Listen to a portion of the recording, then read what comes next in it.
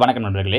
TRP second grade teachers exam, TNPSC group 4, group 2, group 1க்கு use ஆகிறது மாதிரியான model question papers போட்டுட்ருக்கோம். அதில் 8வது கொஷின் பேப்பருக்கான ஆன்சர் கீயை தான் இந்த வீடியோவில் பார்க்க போகிறோம். இதுக்கான கொஷின் பேப்பர் லிங்க்கை நேற்று நம்ம கொடுத்துருந்தோம். இது எந்த டாப்பிக்லேருந்து எடுத்திருக்கோம் அப்படின்னா 8th ஸ்டாண்டர்ட் மேத்ஸ் புக்கில் வரக்கூடிய வாழ்வியல் கணிதம் யூனிட் 4ல் சதவீதம் சார்ந்த கணக்குகளை தான் நாம் இந்த வீடியோவில் ஃபுல்லாக பார்க்க போகிறோம். இதில் மொத்தமாக ஒரு 30 கேள்விகள் நம்ம கொடுத்துருக்கோம். இதில் ஃபஸ்ட்டு கொஷின் பாருங்கள். 600இன் எக்ஸ் சதவீதம் என்பது 450 எனில் எக்ஸின் மதிப்பை காண்க. 600ஓட எக்ஸ் பர்சன்டேஜ்னா பர்சன்டேஜ்ன்ற சிம்பிளை கொடுத்துட்றாங்க அப்படின்னா பையில் 100 போடணும். ஏற்கனவே நம்ம 2023 டிஎன்பிஎஸ்சி கேட்ட கொஷின்ஸில் ஒரு 40-45 கொஷின் நம்ம பர்சன்டேஜ் வச்சு பார்த்துருக்கோம். அதில் இந்த ஐடியாஸ் எல்லாம் சொல்லியிருக்கோம். இந்த வேல்யூ தான் எவ்வளோன்னு சொல்லியிருக்காங்க அப்படின்னா 450ன்னு சொல்லியிருக்காங்க. அப்போ நம்ம கண்டுபிடிக்க வேண்டியது எக்ஸோட வேல்யூ. பாருங்கள், 0 கேன்சல் ஆகிடும். இங்கே 1 6 7 42 மீதி 3 5 30. அப்போ எக்ஸ் ஈக்குவல்ட்டி என்ன நிற்குது அப்படின்னா 75. So answer option A 75. ஓகேவா? அடுத்த 2வது கேள்வி பாருங்கள். ஓர் எண்ணின் மதிப்பை 25% குறைத்தால் 120 கிடைக்கிறது எனில் அந்த எண்ணை காண்க. ஒரு நம்பர்லேருந்து 25% குறைச்சிடணுமா, அதாவது 75% கொடுத்துருக்காங்க. கரெக்டாக 25% குறைக்கிறோன்னா 25% மைனஸ் பண்ணிடுறோம். அப்போ 75%ங்கிறது 120 அப்படின்னா அந்த நம்பர் என்னன்னு கேட்டிருக்காங்க. ஸோ 120/75, ஏன்னா 75% கொடுத்துட்டாங்க, இன்ட்டு அந்த நம்பர் என்னன்னு கேட்டிருக்காங்க. அந்த நம்பர்ன்றது எப்போவுமே 100%. அப்போ பாருங்கள், 25 75, 4 25 100, 1 3 3, 4 3 12, 0. அப்போ 4 4 பெருக்கணும்னா நன்னாங்கு 16. So answer option C 160. சரிங்களா? அடுத்ததாக 3வது கேள்வி பாருங்கள். அகிலா ஒரு தேர்வில் 80% மதிப்பெண்களை பெற்றால் அவள் பெற்றது 576 மதிப்பெண்கள் எனில் அந்த தேர்வின் மொத்த மதிப்பெண்களை காண்க. இப்போ போன கேள்வி மாதிரியே தான் பாருங்கள். 80% அப்படிங்கிறது 576. அப்போ 576/80. மொத்த மதிப்பெண்கள் அப்படிங்கிறது 100. அசல் மொத்த மதிப்பெண் அந்த எண் இப்படிலாம் கேட்குறாங்கனாலே 100ன்னு அர்த்தம். அப்போ பாருங்கள், 0 கேன்சல் ஆகிடும். 8ஆம் வாய்ப்பாட்டை அடிக்கலாம் பாருங்கள். 1 8 7 8 56 மீதி 1 2 16. அப்போ 72 × 10 பெருக்கணும் அப்படின்னா 720. Option D. அடுத்து பாருங்கள், 4வது கேள்வி. 20% விலை உயர்வுக்கு பின் 1 கிலோ உளுத்தம்பருப்பின் விலை ₹96 எனில் 1 கிலோ உளுத்தம்பருப்பின் அசல் விலை என்ன? 20% விலை உயர்வுக்கு பின். இப்போ முன்னாடி ஒரு கேள்வியில் பார்க்கும்போது குறைஞ்சிச்சு அப்படின்னா 100லேருந்து மைனஸ் பண்ணோம். இங்கே உயர்வுன்னு சொல்லியிருக்காங்க. அப்போ 100 கூட ப்ளஸ் பண்ணோன்னா 120. அப்போ 120%ங்கிறது 96. ஸோ 96/120. 1 கிலோ அப்படிங்கிறது தான் அந்த அசல். அப்போ இன்ட்டு 100. பாருங்கள், 0 கேன்சல் ஆகிடும். 1 12 12, 8 12 96. அப்போ 8ஐயும் 10ஐயும் பெருக்கணும் அப்படின்னா 80. ஸோ 1 கிலோ உளுத்தம்பருப்புடைய விலை ₹80. சரிங்களா? பர்சன்டேஜிலிருந்து டிஎன்பிஎஸ்சி ஆனாலும் டிஆர்பி ஆனாலும் கண்டிப்பாக 1 இல்லை 2 கேள்விகள் கேட்குறதுக்கு நிறைய வாய்ப்பு இருக்குது. தெரிஞ்சிச்சுன்னா ரொம்ப ஈஸியாக பண்ணலாம். இப்போ இந்த கேள்வி பார்த்தீங்க அப்படின்னா, ஒரு நாளில் 10 மணி நேரம் என்பது எத்தனை சதவீதம்? இது ஸ்கூல் புக்கில் நேரடியாக இல்லாமல் சிந்தனை வினாக்களில் இந்த கொஷினை கொடுத்துருக்காங்க. ஸோ அந்த மாதிரி இடங்கள்ல இருந்தும் கொஷின்ஸ் எடுத்து அவங்க கேட்குறாங்க. இதில் பாருங்கள், ஒரு நாளைக்குன்னா 24 மணி நேரம், அதில் அவங்க கேட்குறது 10 மணி நேரம். அப்போ மேலே 10 சதவீதம் அப்படின்னாலே என்ன பண்ணணும்னா இன்ட்டு போட்டு 100 போடணும். கரெக்டாக? கேன்சல் பண்ண முடியுமான்னு பார்க்குறேன். 2 10 இங்கே அடிச்சிங்க அப்படின்னா 12 2 24. மறுபடியும் 4ஆம் வாய்ப்பாட்டில் அடிக்கலாம் பாருங்கள். 3 12, 25 100. ஸோ மீதி இருக்கிறது 5 பெருக்கல் 25. 5 25 பெருக்கணுங்கன்னா 125/3.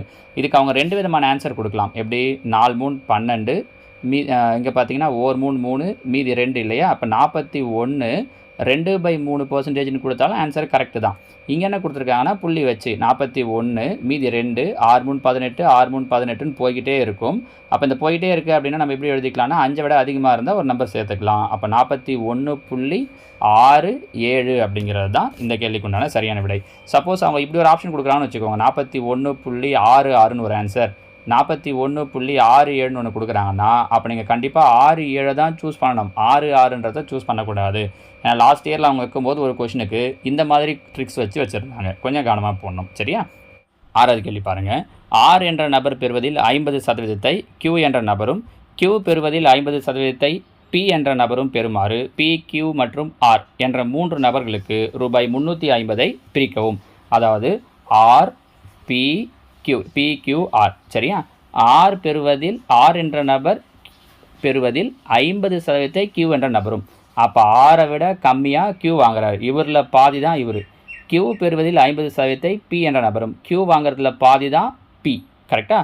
அப்போ யாருக்கு தான் அதிகம்னா ஆருக்கு அதிகம், அதை விட பாதி கியூவுக்கு, அதை விட கம்மி பிக்கு. அப்போ யாருக்கு தான் ரொம்ப கம்மியாக இருக்கும் அப்படின்னா பிக்கு தான் ரொம்ப கம்மியாக இருக்கும். இந்த ஐடியா புரிஞ்சிச்சுன்னா போதும். இங்கே பாருங்கள், பிக்கு இங்கே கம்மியாக இல்லை, ஆரை விட அதிகமாக இருக்குது. இங்கேயும் பிக்கு கம்மியாக இல்லை, ஆரை விட அதிகமாக இருக்குது. இங்கே பாருங்கள், பிக்கு அதிகமாக இருக்குது, கிடையாது. ஸோ பிக்கு தான் இங்கே கம்மியாக இருக்குது. பாருங்கள், இப்போ கரெக்டாக ஸ்டேட்மெண்ட் புரியுதான்னு பாருங்கள். ஆர் வாங்குறதுல பாதி கியூ வாங்குறாரு, கியூ வாங்குறதுல பாதி பி வாங்குறாரு. ஸோ ஆப்ஷன் ஏ 50, 100, 200 அப்படிங்கிறது தான் இதற்கான சரியான விடை. 7வது கேள்வி பாருங்கள். ஒரு நபரின் வருமானம் 10% அதிகரிக்கப்பட்டு பிறகு 10% குறைக்கப்படுகிறது எனில் அவருடைய வருமானத்தில் ஏற்படும் மாற்றத்தை காண்க. இதை முன்னாடி நம்ம காலை எழுந்தவுடன் கணக்கில் சொல்லும்போதும் சொல்லியிருக்கோம், 2023 டிஎன்பிஎஸ்சி வினாக்களில் சொல்லும்போதும் சொல்லியிருக்கோம். ஒரே அளவுக்கு அதிகரித்து ஒரே அளவுக்கு குறையுதுனாலே ஆன்சர் கண்டிப்பாக என்னன்னு தான் வரும் அப்படின்னா குறையும்னு தான் வரும். அதிகரிக்கும்னு வராது, மாற்றம் இல்லைன்னு வராது. எவ்வளோ சதவீதம் குறையும் அப்படின்னா அவங்க கொடுத்துருக்கிற நம்பரை ஸ்கொயர் பண்ணணும். 10 ஸ்கொயர் பண்ணோம் அப்படின்னா 100, ஸ்கொயர் பண்ணி 100ஆல் வகுக்கணும். அதாவது சிம்பிளாக சொல்லணும்னா x²/100 அப்படிங்கிறது தான் நம்ம ஃபார்முலாவாக சொல்லணும் அப்படின்னா. சரியா? அப்போ 10 ஸ்கொயர் பண்ணி 100ஆல் வகுக்கிறோம். ஸோ 0 0 கேன்சல் ஆகிடுச்சுன்னா மீதி 1. அப்போ எத்தனை சதவீதம் குறையும் அப்படின்னா 1% குறையும். Option B. சரிங்களா? அடுத்ததாக கேள்வி எண் 8. எக்ஸின் 30% என்பது 150 எனில் எக்ஸின் மதிப்பு. எக்ஸோட 30%, சதவீதன்ற சிம்பிளை கொடுத்துட்டாங்கன்னா பையில் 100 போட்டுக்கலாம். இதுதான் எவ்வளோ கொடுத்துருக்காங்கன்னா 150ன்னு கொடுத்துருக்காங்க. பாருங்கள், 0 0 கேன்சல் ஆகிடும். 1 3 3, 5 3 15, 0. இந்த 10 இந்த பக்கம் வந்துச்சுன்னா பெருக்கல்ல வந்துடும். அப்போ 50 பெருக்கல் 10 பெருக்குனா என்ன கிடைக்கும்னா 500. Option D. அப்படி இல்லாட்டி நீங்கள் என்ன பண்ணலாம் அப்படின்னா இந்த ஆப்ஷன்லேருந்து செஞ்சு பார்க்கலாம். 300 இருக்குது, இதோட 30% என்ன? இப்போ 300ல் 10% அப்படின்னா 30. 30%னா 3 9 90. அப்போ இது கிடையாது. 400ல் 10%னா 40.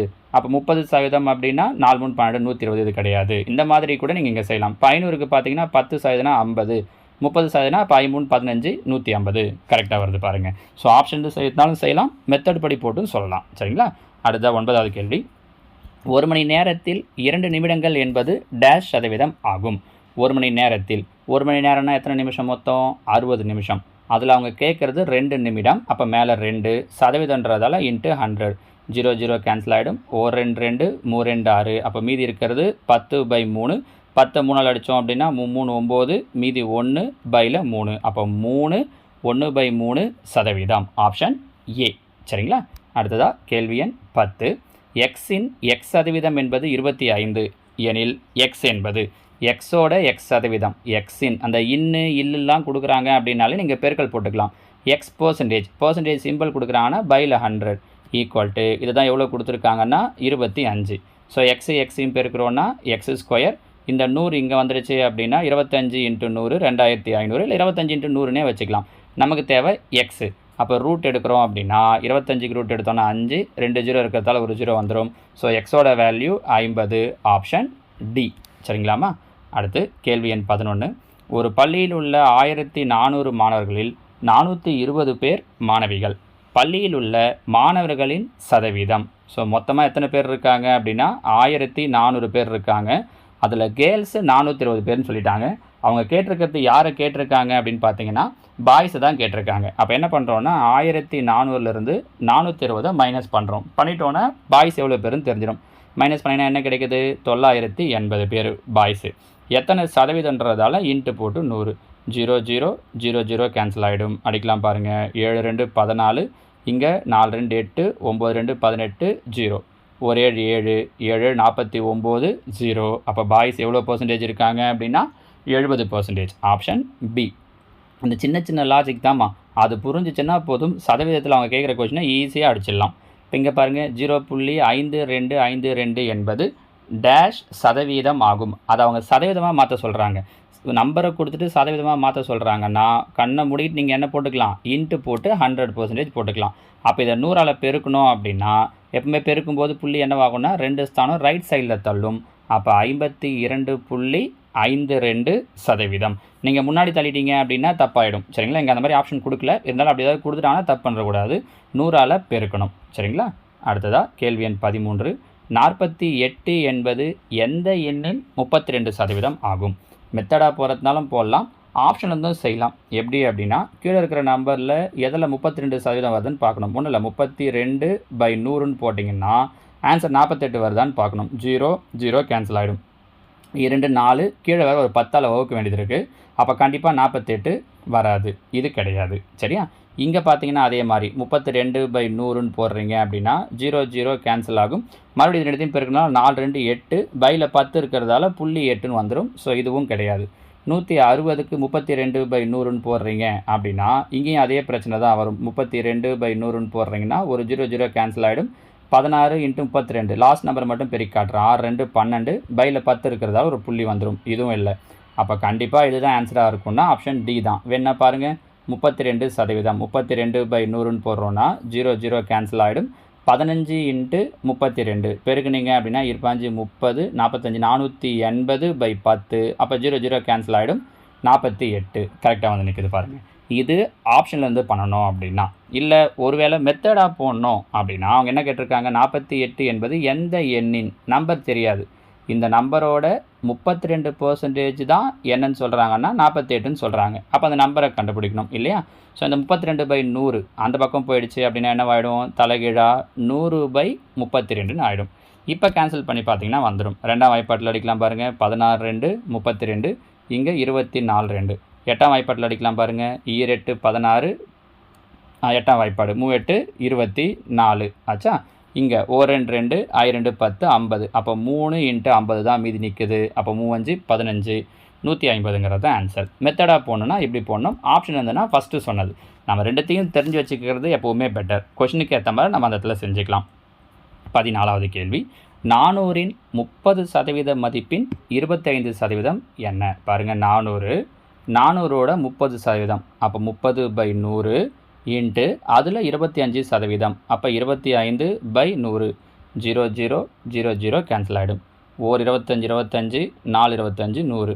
4 4 கேன்சல் ஆகிடும். மீதி இருக்கக்கூடிய நம்பர் 30. So option A 30.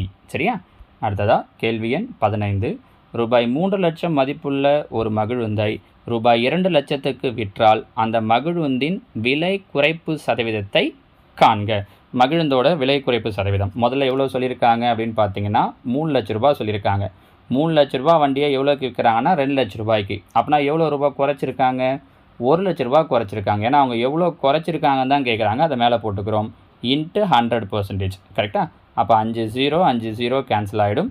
இங்கே இருக்கக்கூடிய 100 மட்டும் மேலே நிற்கும். அப்போ 100/3.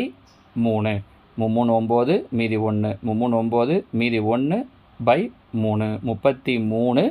1/3%. Option C. சரிங்களா? அடுத்து பாருங்கள், 16வது கேள்வி. ஓர் எண்ணின் 75%த்திற்கும் அதே எண்ணின் 60%த்திற்கும் இடையே உள்ள வித்தியாசம் 82.5 எனில் அந்த எண்ணின் 20%ஐ காண்க. ஒரு நம்பரோட 75%க்கும் 60%க்கும் இருக்கக்கூடிய டிஃப்ரென்ஸ் கொடுத்துருக்காங்க. டிஃப்ரென்ஸ்னால் மைனஸ். அப்போ 75ல் 60 போயிடுச்சு அப்படின்னா 15%. ஸோ 15%ங்கிறது 82.5. அப்போ என்ன பண்ணணும், 82.5/15. அவங்க என்ன கேட்டிருக்காங்க அப்படின்னா 20%. ஸோ இன்ட்டு 20 கேன்சல் பண்ண முடியாமல் பாருங்கள். 3 5 15 4 20. 1 3 3 2 3 6 மீதி 2 7 3 21 புள்ளி மீதி 1 I 3 15. அப்போ 27.5 இன்ட்டு 4 பெருக்கணும் அப்படின்னா 110.0 அப்படின்னு வரும். புள்ளிக்கு அப்புறம் 0 வந்தால் விட்டுடலாம். So answer 110. Option A. சரியா? அடுத்ததாக கேள்வி எண் 17. ஓர் எண்ணை 18% அதிகரித்தால் 236 கிடைக்கிறது எனில் அந்த எண்ணை காண்க. 18% அதிகரிக்கிறோம்னா சாதாரணமாக 100%. 18 அதிகரிக்கிறோன்னா அப்போ என்னவாயிடும்னா 118%. அப்போ 118%ங்கிறது 236. ஸோ 236/118. அந்த நம்பர் என்னென்னு கேட்குறாங்க. அந்த நம்பர்னால இப்போது நம்ம என்ன எடுத்துப்போம், 100%. இங்கே பாருங்களேன், டைரெக்டாக அடிக்கலாம். ஓர் 118, இங்கே 2 118. நீங்கள் 2ஆம் வாய்ப்பாடு 3ஆம் வாய்ப்பாடுலாம் அடுத்தடுத்து பண்ண வேண்டாம். ஸோ 2 × 100 200. அப்போ அந்த எண் என்னவாக இருக்கும் அப்படின்னா ஆப்ஷன் சி 200. ஓகேவா? 18வது கேள்வி. ஓர் எண்ணை 20% குறைத்தால் 80 கிடைக்கிறது எனில் அந்த எண்ணை காண்க. 20% குறைக்கிறோம். அப்போ சாதாரணமாக ஒரு நம்பர்னால் 100%. 20% குறைக்கிறோன்றதால 80%. அப்போ ஒன்றும் இல்லை, 80%ன்றது 80. அப்போ அவங்க 100% எவ்வளோன்னு கேட்குறாங்க அந்த நம்பர் தான். அப்போ 100%ன்றது என்னவாக இருக்கும், 80 கேன்சல் ஆகிட்டா 100. அப்போ அந்த நம்பர் 100. ஒன்றுமே இல்லை பாருங்கள், இதை ஒரு முறை டிஎன்பிஎஸ்சியில் கேட்டிருக்காங்க. சரியா? அடுத்ததாக 19. ஒரு எண்ணானது 25% அதிகரிக்கப்பட்டு பிறகு 20% குறைக்கப்படுகிறது எனில் அந்த எண்ணில் ஏற்பட்ட சதவீத மாற்றத்தை காண்க. இதே நம்ம ஏற்கனவே ஒரு டிஎன்பிஎஸ்சியில் கேட்ட கொஸ்டின் தான். அந்த பர்சன்டேஜ் மாடலில் சொல்லும்போது சொல்லியிருப்போம். அங்கே சொல்லும்போது இதுக்கு 2 ஐடியாவாக சொல்லியிருப்போம். ஃபார்முலா வச்சு எப்படி பண்ணுறதுன்னு சொல்லியிருப்போம். அப்படி இல்லாமையும் சொல்லியிருப்போம். இங்கே என்ன பண்ணுறோம் அப்படின்னா, ஒரு நம்பர் அப்படிங்கிறதால என்ன நம்பர்னு தெரியாது, நம்ம 100ன்னு எடுத்துக்கிறோம். ஏன் 100 எடுத்துக்கிறோம்னா, பர்சன்டேஜ் பொதுவாக 100 பேஸ் பண்ணதுன்றதால 25% முதல்ல அதிகரிக்கிறாங்க. 100ல் 25%னா 25 அதிகரிக்கிறோன்றதால ப்ளஸ் பண்ணுறோம். அப்போ 100 கூட 25 கூட்டினோன்னா 125.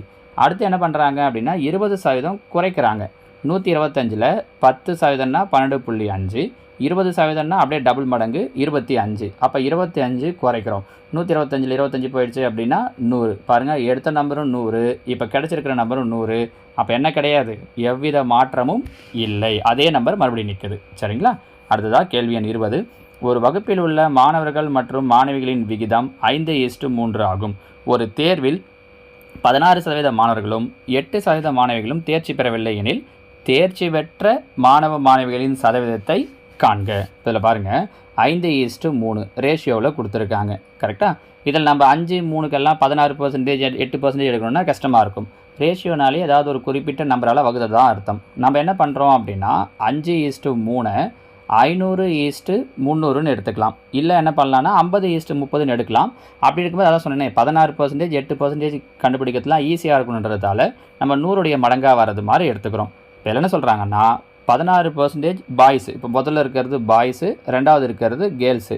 பாய்ஸில் 16% பாஸ் பண்ணலை. கரெக்டாக? அப்போது 500ல் 16% என்னென்னு கண்டுபிடிக்கணும். 500ல் 16%, அதாவது 16/100, 0 கேன்சல் ஆகிடுச்சுன்னா 16 80. பாய்ஸில் 80 பேர் பாஸ் பண்ணல. கேர்ள்ஸில் 8%, 8%னா 3 24. கேர்ள்ஸில் 24 பேர் பாஸ் பண்ணலை. அப்போ பாஸ் பண்ணவங்க எவ்வளோ? 500ல் 80 போயிடுச்சுன்னா 420, 300ல் 24 போயிடுச்சு அப்படின்னா 276. பாய்ஸில் 420 பேர் பாஸ் பண்ணியிருக்காங்க, கேர்ள்ஸில் 276 பேர் பாஸ் பண்ணியிருக்காங்க. ஸோ ஒட்டு மொத்தமாக 696 பேர். நம்ம எத்தனை பேர் எடுத்துக்கிட்டோம்? 500, ஒரு 300, 800ன்னு எடுத்துக்கிட்டோம். அப்போ பாருங்கள், 800ல் 696 பேர் பாஸ் பண்ணியிருக்காங்க. அவங்க கேட்குறது பர்சன்டேஜ், அதனால் இன்ட்டு 100. 0 கேன்சல் ஆகிடும். 8 8, இங்கே பாருங்கள், 8 64, மீதி 5, 7 56. அப்போ பாஸ் பண்ணவங்களோட பர்சன்டேஜ் ஆப்ஷன் சி 87%. இங்கே ஒரு டவுட் வரலாம், நான் ஏன் சார் 500 300ன்னு எடுத்துக்கணுன்ட்டுன்னு. நான் தான் சொல்கிறேனே, 5:3ங்கிறது 5உடைய மடங்கு 3ஓட மடங்கு. அவங்க ஏதோ ஒரு நம்பரால் வகுத்து தான் அந்த ரேஷியோவை கொண்டு வந்திருக்காங்க. அது என்ன நம்பருன்னு தெரியாது. நம்ம ஏன் 100ஆல் பெருக்கி 500 300ன்னு எடுத்துக்கிறோன்னா, பர்சன்டேஜுங்கிறதால 100 வச்சு எடுத்தோம் அப்படின்னா நமக்கு அப்ளை பண்ணுறதுக்கு ஈஸியாக இருக்குன்றதுக்காக நம்மளுடைய அசம்ஷன் தான் இது. 500 பாய்ஸு 300 கேர்ள்ஸுங்கிறது. நீங்கள் வேணுன்னா இங்கே என்ன பண்ணலாம், 2 10 50 பாய்ஸு 30 கேர்ள்ஸு அப்படின்னு கூட எடுத்துக்கலாம். அப்போ வச்சு போட்டிங்கனாலும் ஃபைனல் ஆன்சர் இப்படி தான் வரும். என்ன ஒன்றுனா, அப்போ டோட்டல் ஸ்டூடெண்ட்ஸ் நம்ம 50 30 போது 80 எடுத்துருப்போம், கீழே 80 வச்சு போட்டிருப்பீங்க. அவ்வளோதான் வித்தியாசம் வருமே. இது நமக்கு அந்த பர்சன்டேஜ் கண்டுபிடிக்கலாம் ஈஸியாக இருக்குன்றதால நம்ம 100ஆல் பெருக்கி எடுத்துக்கிறோம். சரிங்களாமா? அந்த ஐடியா தெரிஞ்சிச்சுன்னா போதும். அடுத்ததாக கேள்வி எண் 21.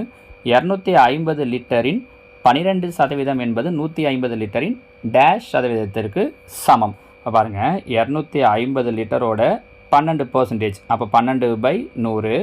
இது 150 லிட்டரோட எத்தனை பர்சன்டேஜுக்கு சமம்னு கேட்குறாங்க. அப்போ x/100ன்னு வச்சுக்கலாம். சரியா? பையில் 100 100 கேன்சல் ஆகிடும். 0 கேன்சல் ஆகிடும். 3 5 15 25. 1 3 3 4 3 12. அப்போ மீதி இருக்கிறது 5 × 4, அப்போ 5 20%க்கு சமம். Option C. சரிங்களா? அடுத்ததாக 22. ஒரு பள்ளி தேர்தலில் ஏபிசி ஆகிய 3 வேட்பாளர்கள் முறையே 153, 245 மற்றும் 102 வாக்குகளை பெற்றனர் எனில் வெற்றியாளர் பெற்ற வாக்கு சதவீதம் டேஷ் ஆகும். ஒவ்வொருத்தரும் வாங்கின ஓட்டு இவ்வளோ. முதல்ல டோட்டல் ஓட்டு என்னன்னு கண்டுபிடிக்கணும். அப்போ டோட்டல் ஓட்டு என்னென்னா என்ன பண்ணணும், முதல்ல 3த்தையும் கூட்டுறோம். 153, 245, 102. இந்த 3 நம்பரையும் கூட்டினோம் அப்படின்னா என்ன கிடைக்குது அப்படின்னா 500. சரிங்களா? கூட்டி பாருங்கள், கூட்டினா 500. இதில் அவங்க யாரை கேட்குறாங்கன்னா வெற்றியாளர். யார் வெற்றியாளராக இருப்பாங்க? யார் நிறைய ஓட்டு வாங்கியிருக்காங்களோ அவங்க. யார் நிறைய ஓட்டு வாங்கியிருக்காங்க? பி 245 ஓட்டு. அப்போ மேலே 245. அதோட சதவீதம் என்னன்னு கேட்குறாங்கன்றதால இன்ட்டு 100. 0 கேன்சல் ஆகிடும். 1 5 4 5 20, மீதி 4 9 5 45. ஸோ அவர் வாங்கின பர்சன்டேஜ் எவ்வளோ அப்படின்னா 49%. ஒருவேளை கம்மியாக வாங்கினவங்களுடைய பர்சன்டேஜ்னு கேட்டிருந்தால் என்ன பண்ணியிருப்பீங்க, இந்த 102 இதே மாதிரி போட்டு பார்த்துருப்பீங்க. சரிங்களாம்மா? அடுத்ததாக 23. 10,000த்தின் 25% 15% என்பது. பாருங்கள், 10,000 இந்த 10,000தோட 25%, அதனால் 25/100. இதோட 15%, அதனால் 15/100. 1 2 3 4 0, 1 2 3 4 0. அப்போ 25யும் 15யும் பெருக்கிட்டோம் அப்படின்னா முடிஞ்சிடுச்சு. 25யும் 15யும் பெருக்கணும் அப்படின்னா 375. Option A. சரியா? அடுத்தது கேள்வி எண் 24.